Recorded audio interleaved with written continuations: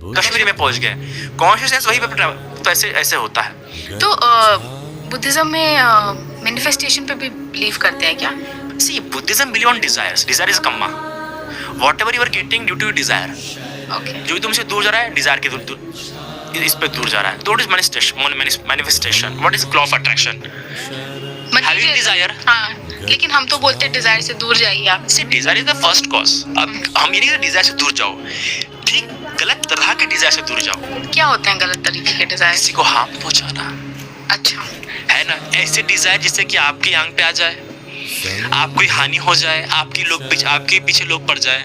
Destructive Dzire जिसके कारण से बहुत लंबे समय आप सिर्फ सोच में पड़े रहे, पछतावे में पड़ रहे। सबसे पहला कि काम करने पर पछतावा ना हो, ओके, ऐसे डिजायर से आपको दूर रहना है।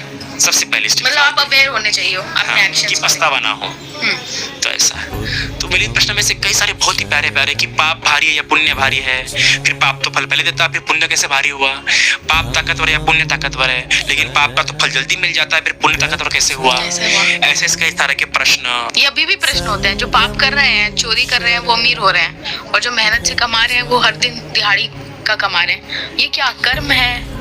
इसको क्या मानता है बुद्धिस्ट कि कोई कैसे अपनी लाइफ में पैदा हुआ है? जैसे मैं अभी एक वेल टू डू फैमिली से हूँ, कोई मेरी एज की लड़की शायद से उतने अंडर प्रिविलेज घर से हो, तो हम कैसे देखते हैं? कर्मा को बिलीव करता है बुद्धिज्म कि वो उस कर्म में पैदा हो, इसलिए अंडर प्रिविलेज घर से होना कोई बड़ी बात नहीं है।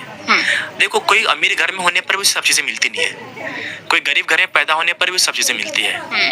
ये इट्स अबाउट अ कर्मा, है ना। देखिए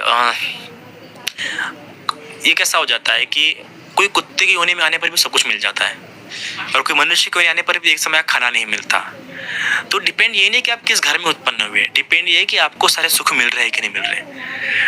अगर है ना, जो इंसान गलत काम करके कमा रहा है, उसको अगर ये बात समझ जाए कि किसी कोई भी काम करे उसे पैसा मिलना है क्योंकि उसका कर्म है, पर फिर भी वो गलत काम करके कमा रहा है, उसका फिर और नया कर्म बन रहा है। ओके, जिसको पैसा मिलना है उसको आखिरी दम तक पैसा मिलेगा, चाहे वो गलत काम करे अच्छा काम करे। तो उस इंसान ने सोचता है कि मैं अच्छे काम में हाथ डाल के पैसे कमाता हूँ।